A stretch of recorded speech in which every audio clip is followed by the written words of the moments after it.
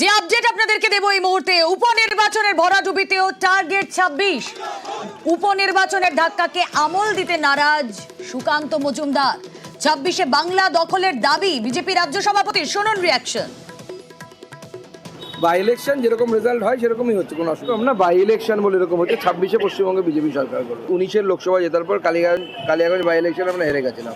21-এর কালিয়াগঞ্জ আমরা জিতেছি, বিপুল ভোটে জিতেছি, ক্যান্ডিডেট নিয়ে ডিসেন্ট থাকার পরেও জিতেছি। আবার 24-এ আমরা লোকসভাতে জিতলাম, আবার 26-এ বিধানসভাতে জিতবো। বাই ইলেকশন আর নর্মাল ইলেকশনের রেজাল্টের মধ্যে আবারও আলোচনায় ফিরি। উপনির্বাচনের এই ভরাডুবিতে টার্গেট 26, সুকান্ত মজুমদার এই কথা বলছেন। এবং এই যে উপনির্বাচনের বাংলার যে 6 কেন্দ্রের ফলাফল তা কার্যত স্পষ্ট হয়ে গিয়েছে। চন্দনদা রয়েছেন সঙ্গে।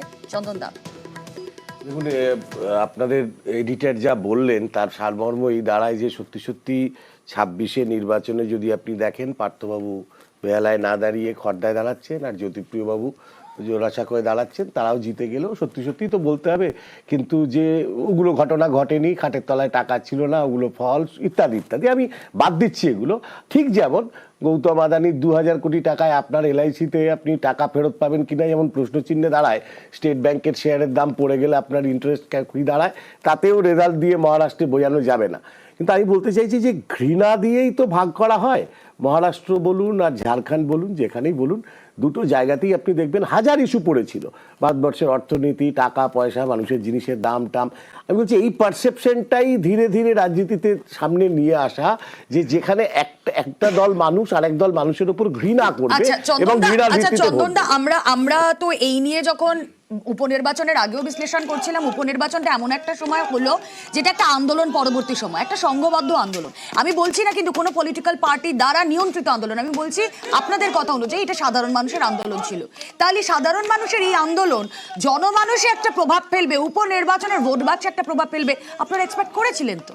আমি আপনাকে বলছি, তৃণমূল কংগ্রেসেরও বহু মানুষ চাননি, মনে মনে খুশি হননি যে আরজি করে একটি মহিলা, একজন ডাক্তার, তিনি নির্যাতিতা হয়ে মারা যাবেন, তৃণমূলের লোক। আচ্ছা, তার পলিটিক্যাল যদি উইশ থাকে যে তিনি তৃণমূলকে ভোট দেবেন, কেউ তো বারণ করেনি তাকে। কিন্তু আমরা আবার বলছি, পশ্চিমবাংলায় শুধু তো একটা ঘটনা নয়, বারবার নানান ঘটনায় পশ্চিমবাংলায় নারী সমাজে যে আতঙ্ক তৈরি হয়েছে তার একটা বহিঃপ্রকাশ ঘটেছে আরজি কর আন্দোলনের মধ্যে দিয়ে। কিন্তু এটার সাথে এই 6টা আন্দোলনকে, এই 6টা রেজাল্টকে মিলিয়ে দেওয়ার প্রবণতাটাই প্রমাণ করছে যে আগামী 26-এর নির্বাচনে পার্থবাবু যেমন নারদা একটা ডিপ ফ্রিজে ঢুকে গেছে, মানুষের মধ্যে হতাশা তো এইভাবেই তৈরি হচ্ছে। সারদা থেকে ঘুরে এসে কেউ মুখপাত্র হয়ে যাচ্ছে, কেউ এমপি হয়ে যাচ্ছে, নারদা থেকে ঘুরে এসে কেউ বিরোধী দলনেতা হয়ে যাচ্ছে, কেউ এমপি হয়ে যাচ্ছে। আপনি তারপর পরপর দেখুন, শিক্ষা, রেশন, তারপর আবাস, ট্যাব, পরপর এগুলো আর ইস্যু নয়। হয়তো নতুন করে এটা ভাবতে হবে নিশ্চিতভাবে যে শুধু সমালোচনা করে এগুলো বলে যাওয়াটাই কি রাজনীতি, নাকি এগুলোকে মানুষকে অ্যাডপ্ট করিয়ে। এই সংঘবদ্ধ আন্দোলনের কথাটা বারবার আসছে এই কারণে, তার কারণ অনেক মানুষের অনেক এক্সপেকটেশন ছিল এই উপনির্বাচনের ভোট বাক্সে হয়তো অনেক কিছু হতে পারে। কারণ এক্সপেকটেশনটা তৈরি করেছিল নন্দীগ্রাম, সিঙ্গুর, আমরা সাইবাড়ি, এই সমস্ত যা যা দেখেছিলাম মানুষের একটা আন্দোলন, সংঘবদ্ধ আন্দোলন, সেটার বোধহয় একটা মনে হয়েছিল মানুষের যে এই আন্দোলন যা আরজিকর ঘটনার পরবর্তীতে সেটা হয়তো এই বাই ইলেকশন এফেক্ট ফেলবে, কিন্তু কোনো এফেক্ট এলো না।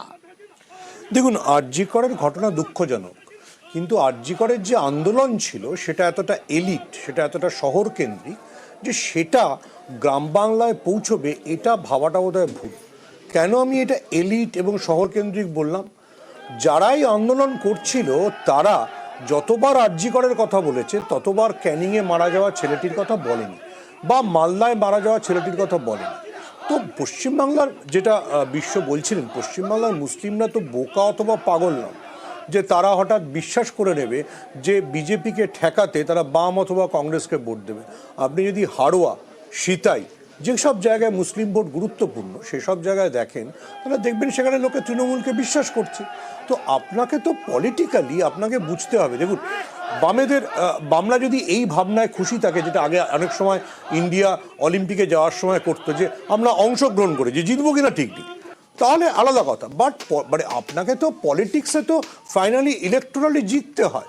আপনি যদি জিততে না পারেন, আপনি যার বিরুদ্ধে প্রতিবাদ করছেন, আপনি আদানের বিরুদ্ধে প্রতিবাদ করতে চান, আপনি পার্লামেন্টে নেই। চন্দনদা, বামেদের অবস্থা এখন এরকম হয়ে গেছে যে পার্টিসিপেশন করলেও সেখানে খুশি থাকার মতো জায়গা। না দেখুন, এখন যেটা বললেন ঠিকই, পার্টিসিপেশনের তো প্রশ্ন না, প্রশ্নটা হচ্ছে উল্টো দিকে বাম রাজনীতির মুখ্য কথাটাই তো এই যে গোটা সমাজ ব্যবস্থায় যা ঘটছে তার মধ্যে যদি এরকম কোনো ইস্যু থাকে যে ইস্যুগুলো তাদের হয়ে বলার কেউ নেই, সেগুলোই তো বামেরা বলে। জিনিসপত্রের দাম কি এমন কিছু মহাকাশের ইস্যু? শাকসবজির দাম কি মহাকাশের ইস্যু? তাহলে মানুষের এই ইস্যুগুলোর কথা বলবো না? তার বদলে যদি আপনি বলেন যে মানুষ আপনাকে ভোট দিল না অথবা আপনি এই কথা বলবেন না, আমার মনে হয় না এটা ঠিক কথা। না, আমি একটু শেষ করি। দেখুন সমস্যাটা হচ্ছে যে বামেরা ঠিকই জিনিসপত্রের দাম নিয়ে বামেরা কটা আন্দোলন করেছে। আপনি যেটাকে আরজি করের আন্দোলন বলছেন, সোশ্যাল মিডিয়ায় যত মিথ্যে কথা আমরা দেখেছি এবং যত সংখ্যালঘুদের টার্গেট করা হয়েছে, যত বাম এবং অতি বামেদের পক্ষে সংখ্যালঘুদের টার্গেট করা হয়েছে, তো সংখ্যালঘুরা কেন বিশ্বাস করবে? আপনার তো দেখুন, আপনার তো ভোট, দেখুন ভোট যদি আমি বিশ্বর কথার অনুরণন টেনে বলি, আপনি দেখছেন যে ঝাড়খণ্ডে প্রবল চাপের মুখে হেমন্ত সোরেন দুর্গ রক্ষা করছেন, পশ্চিমবঙ্গে মমতা বন্দ্যোপাধ্যায় দুর্গ বাড়াচ্ছেন।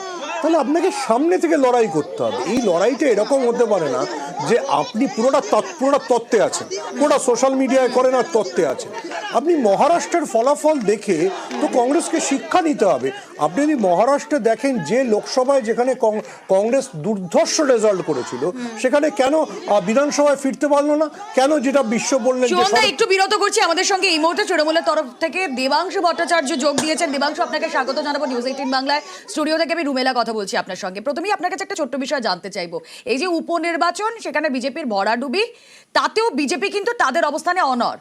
কনফিডেন্স লেভেলটা এতটাই যে তারা বলছেন টার্গেট আমাদের 26 এবং উপনির্বাচনের ধাক্কাকে কোনোভাবেই আমল দিচ্ছেন না সুকান্ত মজুমদার। দেখুন, যে ছেলে ফেল করে তারও তো আশা থাকে পরের পরীক্ষায় ভালো করবো, তো আমি বিজেপির কোনো দোষ দেখছি না, তারা সেই আশা রাখতেই পারে।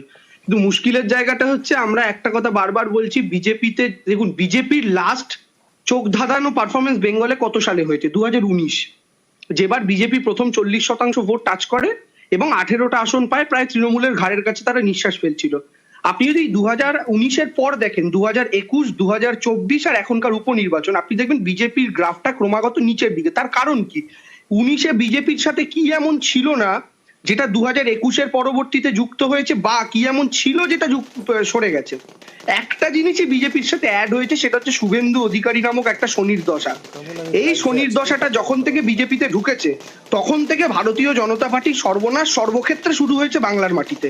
সেটা আপনি 2021 দেখুন, তার পরবর্তীতে 2024 দেখুন এবং আজকের উপনির্বাচন দেখুন। দ্বিতীয় একটা কথা আমি বলতে চাই, যে একটা ঘটনা, যে ঘটনাটা কিন্তু তৃণমূল কংগ্রেসের কেউ সমর্থন করেনি, যে ঘটনাটা অত্যন্ত ন্যাক্কারজনক একটা জঘন্য ঘটনা ঘটেছে, এবং সেটার পর রুমেলা দি, আপনি মানে শুধুমাত্র আপনি একজন মহিলা, আপনি আরো ভালো আসবেন, বা মা বোনেরাও রাস্তায় নেমেছিল। ওই অনুষ্ঠানটা কিন্তু কোনো রাজনৈতিক দলের বিরুদ্ধে, সরকারের বিরুদ্ধে ছিল না, ওটা পুরুষতান্ত্রিক সিস্টেমের বিরুদ্ধে মহিলাদের রাত দখল ছিল। কিন্তু ওই প্রোগ্রামটাকে, ওই নির্দিষ্ট অনুষ্ঠানটাকে যে কয়েকটা রাজনৈতিক দল, বিশেষ করে বাম এবং অতি বামেরা, তারা রাজনৈতিক দিকে টার্ন করাতে শুরু করলেন, এবং রাজনৈতিক দিকে টার্ন করাতে গিয়ে ওই গোটা মহিলাদের পুরুষতন্ত্রের বিরুদ্ধে যে একটা আন্দোলন, একটা স্লোগান, সেটাকে সম্পূর্ণভাবে তৃণমূল বিরোধী বা সরকার বিরোধী আন্দোলনে ট্যাগ দেওয়ার চেষ্টা করলেন। এবং যত দিন গিয়েছে, আপনি যত সাধারণ মানুষের পার্টিসিপেশন কমতে থেকেছে। আমরা প্রত্যেকে সোশ্যাল মিডিয়া করি, সিপিএম এখন সোশ্যাল মিডিয়ায় বিরাট অ্যাক্টিভ, ওরা ফেসবুকে আছে, ফেসবুকে যদি ভোট হলে মমতা ব্যানার্জির ছবি দেখে, মমতা ব্যানার্জির কোনো নিউজ দেখে, তারা হাহা রিয়াকশন মারে। দেখবেন ফেসবুকে একটা হাহা রিয়াকশন আছে। এবং চন্দনদা, দুজনের কাছেই যাবো, তবে তার আগে আরো একটা খবর আপনাদেরকে দিয়ে দিই। নজর রাখবো তালডাংরাতে, বাঁকুড়াতে বিজেপি নেতা, তাকে দেখে চোর স্লোগান, সুভাষ সরকারকে দেখে চোর স্লোগান। কাউন্টিং এর বাইরে তৃণমূলের পাল্টা তৃণমূলকে কি কটাক্ষ করলেন সুভাষ সরকার। আগে জানার চেষ্টা করি কি হয়েছিল সেখানে। ছবি আপনাদেরকে দেখাচ্ছি, প্রিয়ব্রত রয়েছেন সঙ্গে। প্রিয়ব্রত, দেবব্রত বিজেপির কেন্দ্রীয় প্রাক্তন মন্ত্রী, তিনি এই কাউন্টিং সেন্টার, অর্থাৎ তালডাংরার যে সিমলাপালে কাউন্টিং সেন্টার রয়েছে, সেখান থেকে পেরিয়ে যাচ্ছিলেন। ঠিক তখনই তৃণমূল কর্মী সভা তার স্লোগান দিতে থাকে। কারণ তৃণমূল কংগ্রেসের কর্মী সমর্থকদের দাবি, কারণ বিগত 5 বছর এমপি ছিলেন এই সুভাষ সরকার, এলাকায় কোনো উন্নয়ন করেননি, এলাকার বিভিন্ন ফান্ডের টাকা তিনি চুরি করেছেন। যে কারণেই যখন কাউন্টিং সেন্টারে তার গাড়িকে ঘিরে ধরে এবং সেখানেই তাকে চোর চোর স্লোগান দিতে মন্ত্রী, তিনি বলছেন এটাই তৃণমূলের কালচার, পাল্টানি চক্রবর্তী তিনি জানাচ্ছেন যে আগেই তাকে লোকসভা ভোটে তাকে মানুষ প্রত্যাখ্যান করেছে, অর্থাৎ গো ব্যাক করে এখন মানুষ গো ব্যাক তাকে দেখতেই, তার গাড়ি এসে থামতেই কাউন্টিং সেন্টারের বাইরে সেই ছবি আপনাদেরকে দেখাচ্ছি। সুভাষবাবু এসেছিলেন, সুভাষবাবু উন্নয়ন যে 5 বছর সাংসদ ছিলেন, আমার একটা দুর্নীতিবাজ এখানে চলবে না সিমলাপালে, সুভাষ সরকার আমার এখানে ঠাঁই পাবে না। তৃণমূল দলটাই তো, ওদের চোর হয় তারাই তো এরকম, ওদের কত চোরের লিস্ট দেবো? ওদের সাংসদ থেকে আরম্ভ করে প্রত্যেকটা লোক চোর। আর যত সিপিএম এর চোর গুলোকে তো সব নিয়েছে। এই যে ফাল্গুনী বাবু যে দাঁড়িয়েছে, তো ফাল্গুনী বাবু তো এর আগে সিপিএম করতো, ওর বাবা সিপিএম করতো। মাদারিহাটে অঘটন বিজেপির আত্মবিশ্লেষণ তারা ইতিমধ্যেই করতে শুরু করে দিয়েছেন। 6 কেন্দ্রের উপনির্বাচনের প্রতি মুহূর্তের আপডেট আপনাদের সামনে। এখনো পর্যন্ত তৃণমূলী 6 ছক্কা আঁকানোর পথে, তার বলার অপেক্ষা রাখে না। এছাড়াও মহারাষ্ট্র, ঝাড়খণ্ড নজর থাকছে আমাদের। একটা ছোট্ট